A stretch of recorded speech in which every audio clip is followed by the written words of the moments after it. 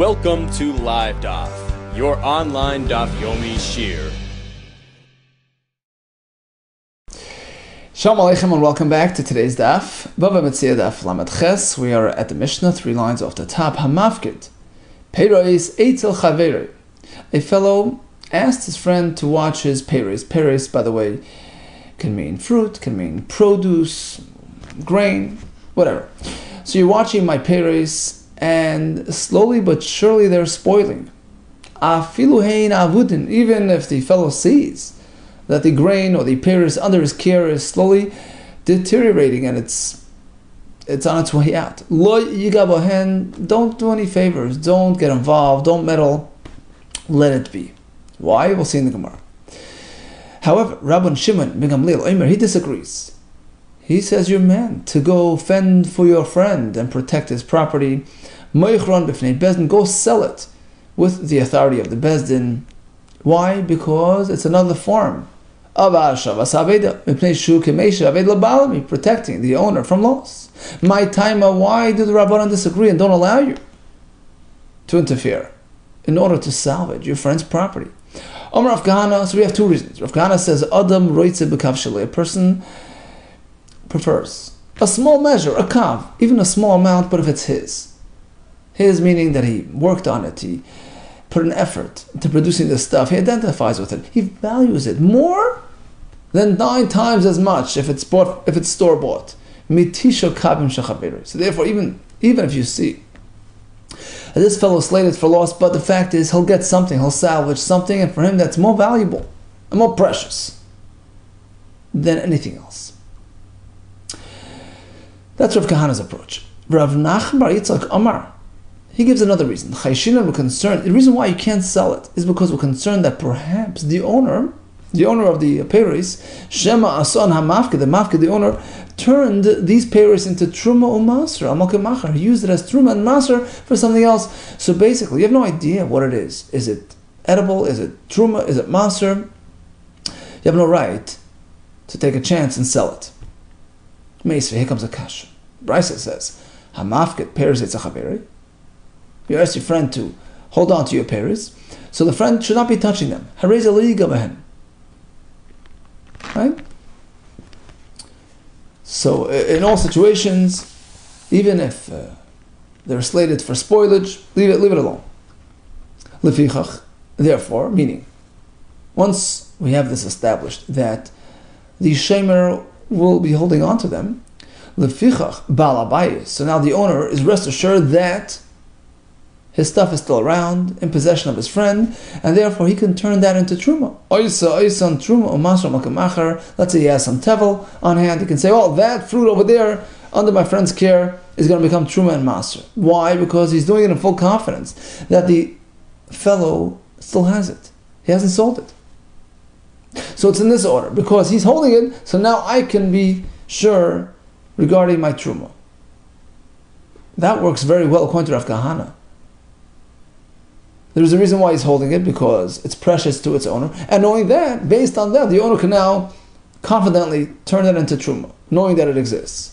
So Bishleim Rav Kahana, according to Rav Kahana's approach, that explains lefichach. This because of that. Because he's holding on to it on account of its preciousness to its owner. Therefore, I can now, with confidence, go make it truma, knowing that it's there. But according to the other opinion, that the actual reason why he can't sell it is because I may have made it truma, so it goes the other way. Because I'm making it into truma, you can't sell it. Not because you're not selling it, right? My lefichach, why did the Brisa sequence it in this manner? Hachikam. Well, that's exactly actually what the Brisa is saying. Ha'ashtad amar rabban le'nazbin. D'chayshinan. Now that the Rabbanan established this as a fact, you shouldn't be selling the peiros under your care because, right, we're concerned that perhaps the owner had turned them into truma. So, that being a fact, now the owner can do so with confidence. Because he knows, rest assured, that it's still safe and sound. This whole discussion between the Tanakama who says, leave them alone. Rabbi Shmuel says, go sell it to salvage the item. That's only because when it's losing, within reason. It's deteriorating based on the standard annual rate of deterioration. And Taisus explains, although perhaps it's it's accelerated, meaning typically rice will lose, will spoil, will be devoured by the ants, X amount per season. And it's only 2 months into the season, already lost that amount, but that's called within reason, within the realm of reasonability. So there we say, look, perhaps, the owner is still so keen on his stuff, etc. Don't leave it alone. But if you see that it's really deteriorating at a rapid pace, beyond the norm, it's slated for really major loss, all agree. You walk into the bezdin, get the license to sell. Now this distinction between standard loss and accelerated loss, that works if the factor at play is dearness, preciousness. You say, okay, up until a certain point, right? But if the point was, we're concerned that perhaps the owner had already turned this into truma, you can't sell truma. So there's no room for distinction in terms of how much loss he's incurring. The fact is, it's truma, you can't sell it. Rav Nachman bar Yitzchak, according to that opinion, that is a truma-related concern, vadei pliga. So this halacha of Rabbi Yehuda is certainly in dispute, meaning, according to Rav Nachman bar Yitzchak, there's no room for this distinction. In all cases, you don't sell. Rav Kahana milema pliga. But is he arguing on Rav Kahana as well? Because, Rav Kahana told us, you don't touch it because of its dearness to its owner. Does that apply in all cases, even when it's slated for, really massive loss? No, says the Gemara, up to a point. Kika Rav Kahana. Rav Kahana's idea only applies within the realm of loss expectation. Ka'amar. But if it's beyond that, of course, even an owner would be willing to sell. What do you mean? Rav Kahana told us 1 kav is equal to 9. 1 kav of my own is as precious as 9 of store-bought. That's almost 10% here. Apparently, he's not so concerned about even accelerated massive loss. He'd rather hold on to whatever he can salvage, if it's his.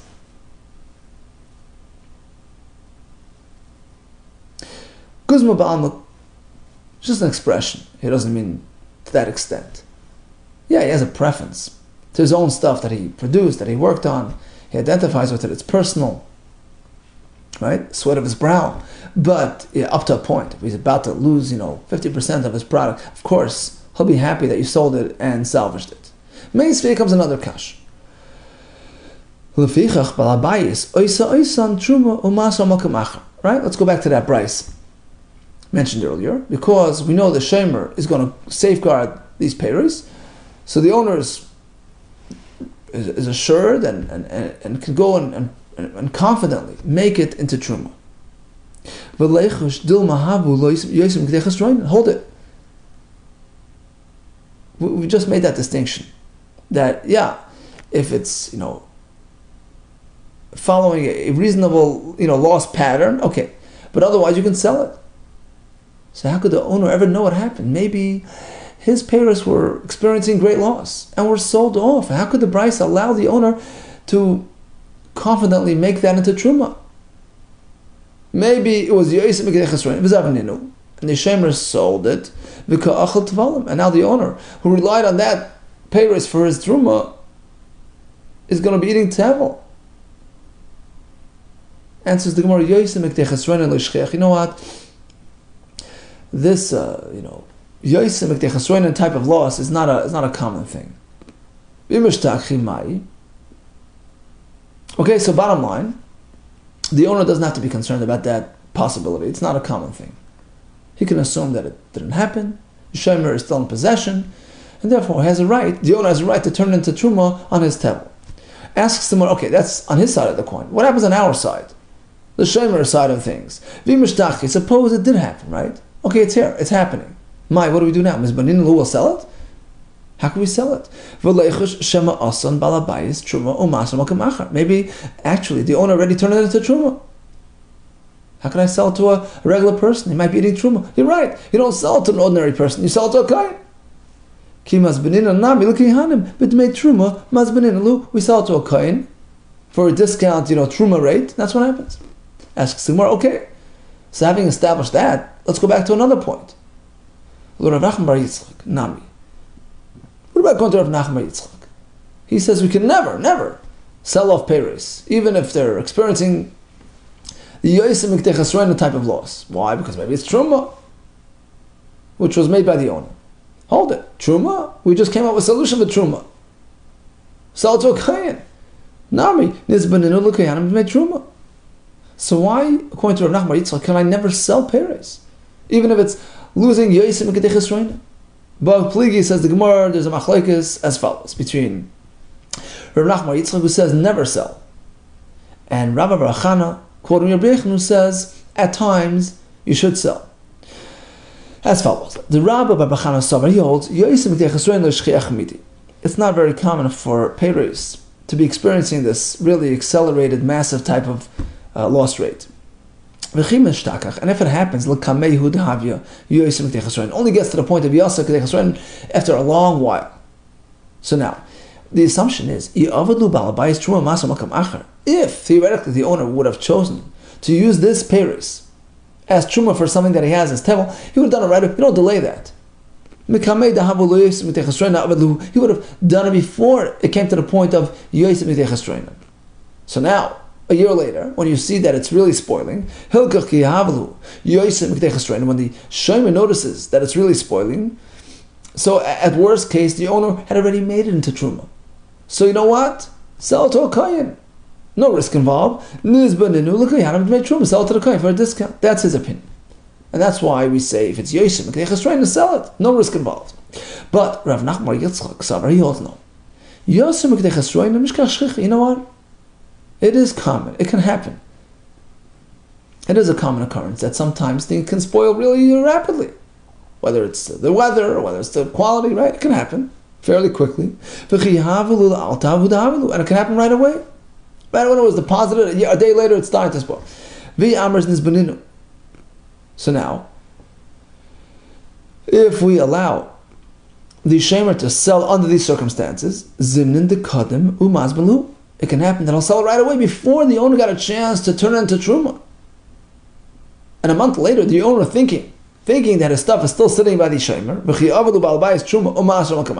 he'll turn it into truma on produce that he has over there at home, tevel, not realizing that his stuff was already sold. He won't know that it was sold, and now he'll be eating tevel, relying on the truma that really never took place. So bottom line, a person has peiros under his care, belonging to a friend. He sees it's spoiling. So if it's within reason, we have a machlokes. Tanakama says leave it. We have two reasons for that: right to adam makav shaloi, or because it may be truma made by the owner. According to Rabbi Shimon Gamliel, we're not concerned about these factors. Sell it off with the bezdin's blessing. What if it's Yosef Miktei Chesroin, really accelerating badly? So once again, we have a machlokes. One shita says sell it off according to all shitas, even according to Tanakama, sell it off. According to Rav Nachman bar Yitzchak, no, it still carries the same risk, and we have the same concern.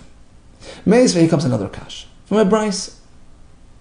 Hamafked peiros etzel chaver, right? You did the pikadon, and the fruit is going bad. It's spoiled. Or all types of liquids which spoiled. The yayin, wine, v'hichmetz, got spoiled. Shemen v'hivish, oil, spoiled. Vash v'hidvish, same thing with honey. Harei zeh lo yigaben, leave them alone. Don't sell them off. That's Rameir Shita, which corresponds to our Tanakam. V'chachamim oimrim, no. Oislem takana, protect the owner, go to bezdin, umerchem bezdin, get bezdin's blessing, bezdin's green light to sell them. But do it with transparency, with integrity. When you sell to others. Don't sell to yourself. Lest it give an impression of impropriety. You see, in contrast to today's, government characters today. In the time of Chazal, everything was so scripted, was so done in a way that it should be clear and transparent and ehrlich. No room for any misimpressions, right? You sell to others, not to yourself. You don't buy it. You don't buy it off, lest you be suspected of buying at a discount. In similar fashion, tzedakah, right? The tzedakah collectors, they have a lot of small change. They want to switch it for higher denominations to make it easier. They have no poor people to give the money to, so they want to switch it up. They switch it by others. They don't do it to themselves because it might give the wrong impression. Likewise, those who collect food tzedakah, there are no recipients available. They sell it to others, but not to themselves. Okay, in any case, what does the Brisa say? You have spoiled peros. Rabbi says, leave them alone. Don't touch them. My love, we're assuming even if they're spoiling greatly. So you see that even in that situation, you leave them alone. That's a kasha. Allah was speaking that it's within the realm of expectation. It's going at the standard, annual rate of loss. Says what do you mean? We spoke about spoiled wine. That's totally gone. V'yayin v'hechmetz, shemen v'hivish, dvash v'hidvish. All these are examples of the yasim mekdei ninu. They're total loss, right? Of course, they're total loss. So why can't you sell them? If in fact all agree that in this case it's up for sale. Well, says the Gemara over here, it's actually it is pretty bad state, but there's no gain by selling them. They're gone. It turned into vinegar. What are you going to do? Shani hani kiven to come. Once it got to that desperate state, it stays there. Right? It basically stays stable. So there's no point, at least according to Rabbi Meir, there's no point in selling. Now, why do the Chacham promote a sale even in this case? We'll see in a minute. But before that, the Gemara has a kasha. What's the point of selling these things? Who's buying these things anyways? Shemen v'hivish, dvash v'hidish. What purpose can they serve? Why are you selling them? Well, shemen, spoiled oil, chazal gadoy, can be used for the tanners use it in their production. Dvash, the spoiled honey, is not for consumption. L'ktish legamli, to repair the scratches on the camel's back. Okay, Chacham Oimrim, they say, you sell these things, right? For what for? It's gone, it's spoiled. Oislam takana moichem rebez. My takana over the wood. In what way are you benefiting the owner? How are you protecting his monetary interest by selling these spoiled things? Let him come and get them spoiled. You save the barrels, the containers, which are still salvageable. Otherwise, if you leave them in there, they're going to get spoiled as well. So bottom line, but my commitment, what's the point of the machlekes? Between Rameir sells, don't sell, and Chacham say sell. Tamar savar, lehefsed meruba chashashu. Rameir holds, look, when there's immense loss, right? Big loss pending, then you go protect the fellow and sell the stuff. Lehefsed mod lechashu. But if it's just a minor loss, leave it alone and let the owner deal with it. Whereas the Chachamim maintain, even if you see a minor loss coming, you should step in and protect. So bottom line, do you sell or don't you sell? Tanakama says you don't. Rabbi Shmuel says it's a Shabbos Aveda, you sell. Itma. Rabbi Abba, Rabbi Yaakov, and Rabbi Yechanan. So he quotes Rabbi Yechanan that halacha that we go ahead and we step in and we sell to protect the owner's interests.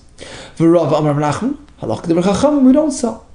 Asks the Gemara, didn't Rabbi Yechanan already tell us elsewhere that we always follow the opinion of Rabbi Shimon Gamliel? Why does he have to go highlight the same point again in our Mishnah? The Amar Rabba, Bar Bar Chama, Amar Rabbi Yechanan, Kol Ma'akem Sheshana.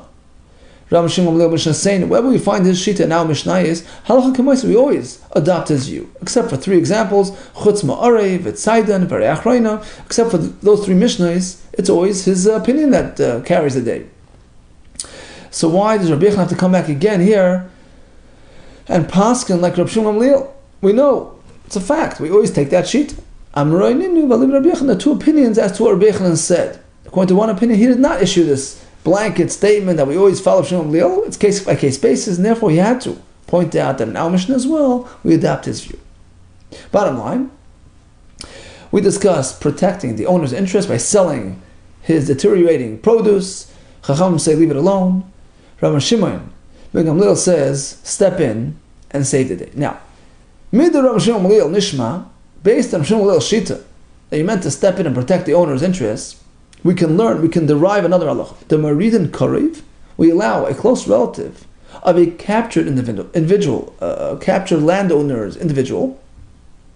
So basically, a person owned a piece of land and was taken into captivity. He's not around to tend to his field. We allow a close relative who theoretically can inherit that field. We give him access to the assets, to the properties of this captured fellow, and ask him to look after it and earn, a percentage as per common practice. Because according to Shimon Gamliel, you're meant to be proactive in, doing things and protecting a person's property even without his knowledge, whether it's selling off his spoiling fruit, and in this case, cultivating and tending to his property. However, midrabanan, according to the Shittas Rabbanan, we're not meant to be proactive when it comes to spoiling fruit. Nishma, we can derive as well that in our case with the property, leave it alone. You have no right to meddle. We're not meant to allow relative access to a captured man's property. And the Gemara soon will tell us there's always a concern, a risk that the fellow might, exploit the property and take advantage and misuse it. Okay. Bottom line, we compare the two cases. Our Mishnah with the selling of the products to the case of the abandoned field. How do you know to compare the two, says the Gemara? Rimai. Dilma, perhaps. Ad kan lika amar. Rabban Shimon, Gamliel hacha. Perhaps it's only over here. Rabban Shimon holds that when I meant to interfere, because, sorry, maybe over here, Rabban Shimon holds you meant to sell the product because the produce is about to be destroyed in its entirety. It's going to be spoiled and gone. The keren, the principle, will go missing.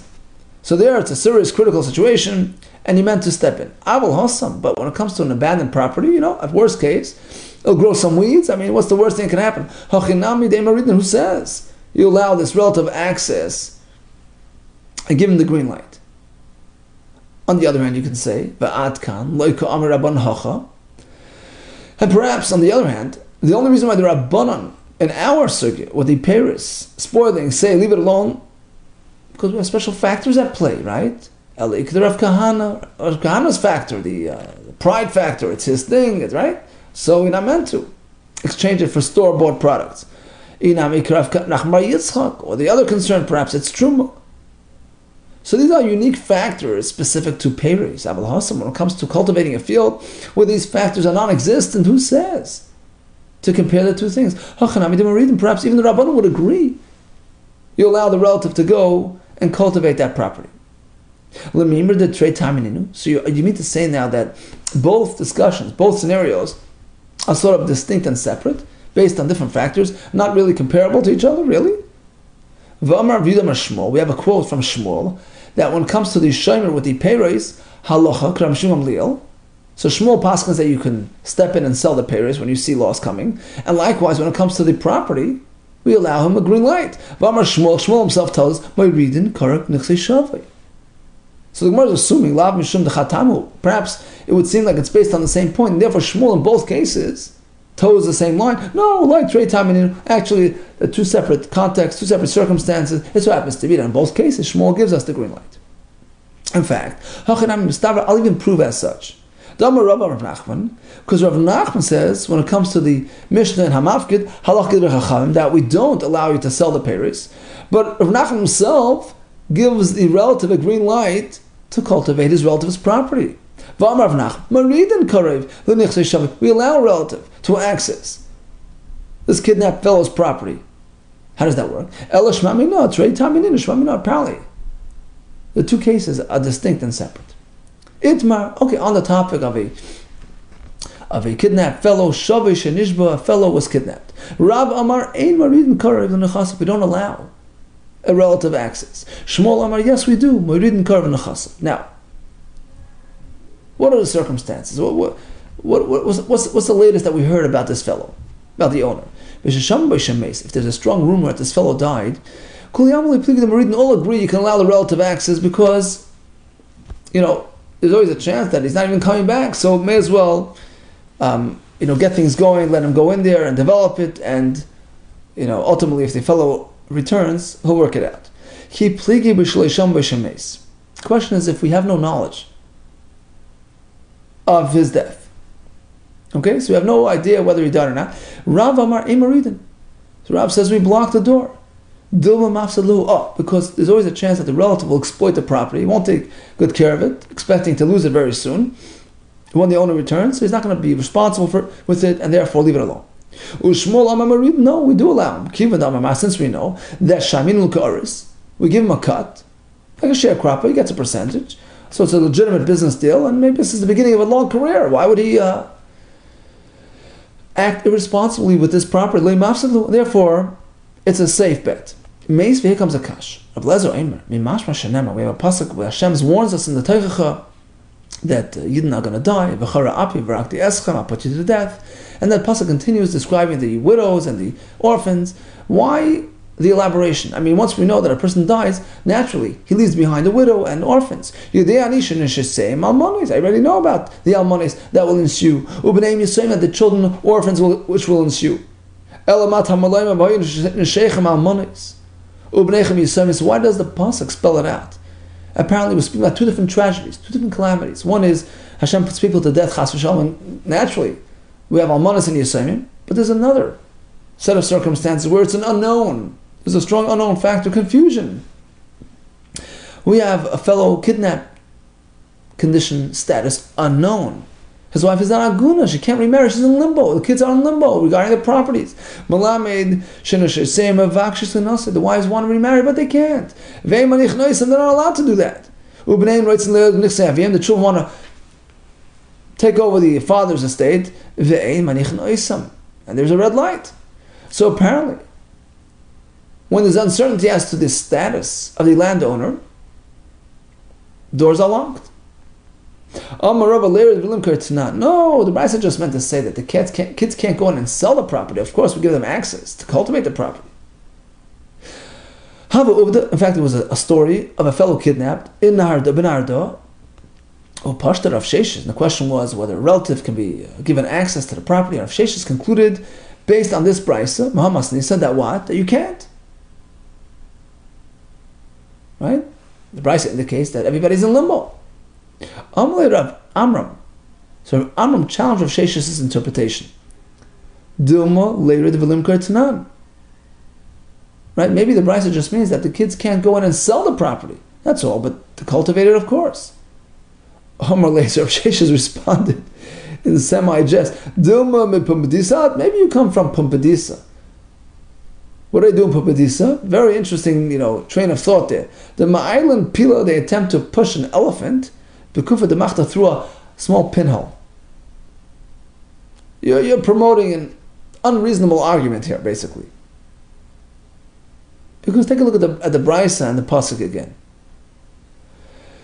The pasuk is putting the kids in limbo to the wife in limbo.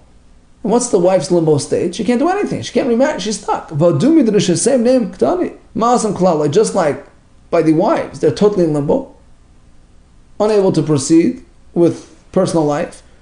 Likewise, when we're comparing the kids regarding the property, it's also a full limbo, full stop, nothing doing. Apparently, they can't even access the field to develop it.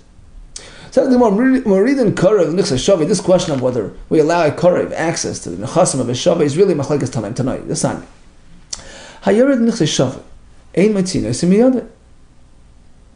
if one enters the property of a kidnapped relatives, we don't force him out. Not only that, so let's say this fellow developed the land and he worked it, and suddenly he hears the owner's coming back. He's on his way home. Oh, I'm going to lose everything. He quickly grabs the bananas off the trees. Great. A for effort. You were the Arzaris, and you gained. So according to this Shita, we allow a relative access to this type of field.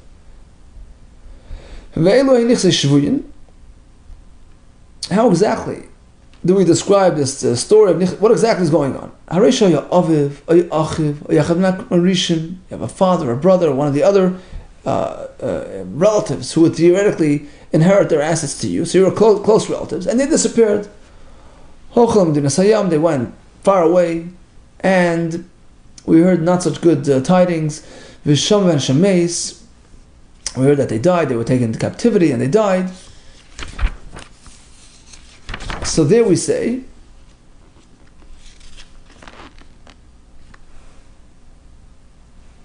that you're allowed to step in there and take over the field. Oh, so sorry. So this is a case we all agree, right? We said before, if there's strong rumor that the person died, then all agree. There's no machlekes that we allow the relative to go in and cultivate the field.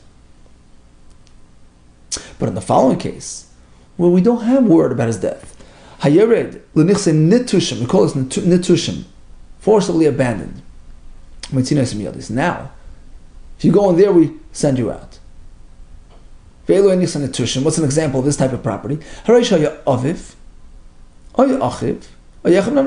a close relative. They skip town, and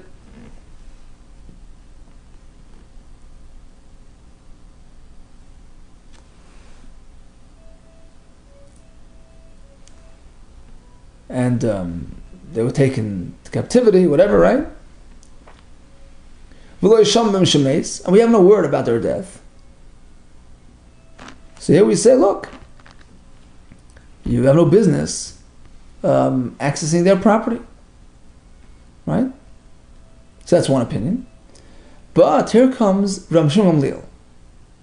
If you recall, before we said, according to Shimon Gamliel, you can be married karev l'nichse shavi. Here comes that shita. Va'amar, Rabban Shimon Gamliel, Shamati, I heard, I guess from my Rebbeim, Shanatushim kishvuyin. They're just like in the first case.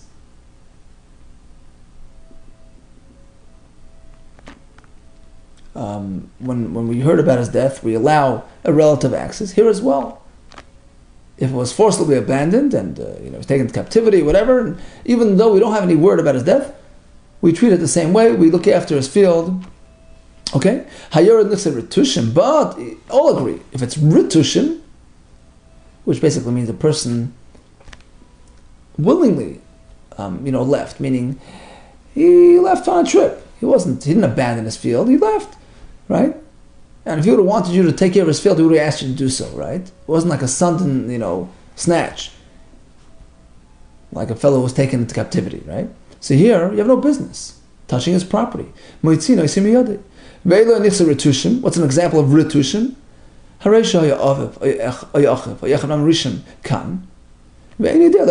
have a relative who one morning is not here, right? I have no idea whether he was taken captivity, whether he went on a trip. If he would have wanted my help, he would have asked me, right? So here you have no business touching his field. Okay, so bottom line, we basically have three cases, right? A fellow who was imprisoned, and we heard that he passed away. There, all agree, a relative can go and develop that property. Either way, either it's belongs to the other person, we'll come back and give it back to him. In the meantime, he'll take care of it. Or, worst case, the person doesn't come back, he'll stay with it, right? But loisham b'shemes, let's say we have no word about his status. There we have machlekes, but all agree if it's ritushim.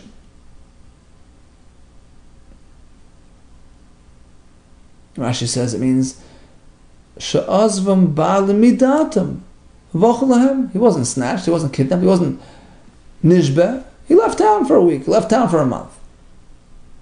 You have no business touching his property. Now, why this difference in labels, right? Maish nahanach dekarlu nitushim, in the case where the person forcibly abandoned his property, right? He was taken in captivity, whatever, we call it nitushim, abandoned. Umaish nahani dekarlu ritushim. Whereas in the latter situation, the fellow who just, consciously left, he just, so there it's called ritushim. Why? Nitushim the bal korcha. Nitushim means against his will. T'chsiv hashviz tishmitena unitashta. Afkata de malka, right? Shmita is a forcible abandonment, so to speak. It's a forced hefker by Hashem, right? So it's a forced detachment. That's what's called nitushim. Whereas ritushim, the midatan. It was a cognizant type of, by choice type of abandonment. The siv eil abanim rutsha, like a mother abandons her offspring due to fear, whatever. So basically, hence the two expressions represent and reflect the two scenarios. Okay, so conclusion. A mafkid pairs it's a chaveroi, and they're going bad. Tanakama says leave it alone. According to Shimon Malil, it's Hashavas Haveda, like any other Hashavas Haveda, go protect his property, sell it, and hold on to the money. Why would Tanakama not allow it? We have Rav Kahana's pshat. Roitel the Makav Shaloi, a person toils and works and identifies with the product of his labor. He doesn't want it to be sold, even under these circumstances. According to Rachmar Yitzchak, there's a concern that perhaps the owner made it into truma, so therefore you'll never know. Now let's say it's really deteriorating rapidly. So according to Rav Kahana, according to Rabbi Yehuda, in this case all agree. All Tanaim agree you can sell it, whereas according to Rachmar Yitzchak, even in this case you shouldn't be selling it.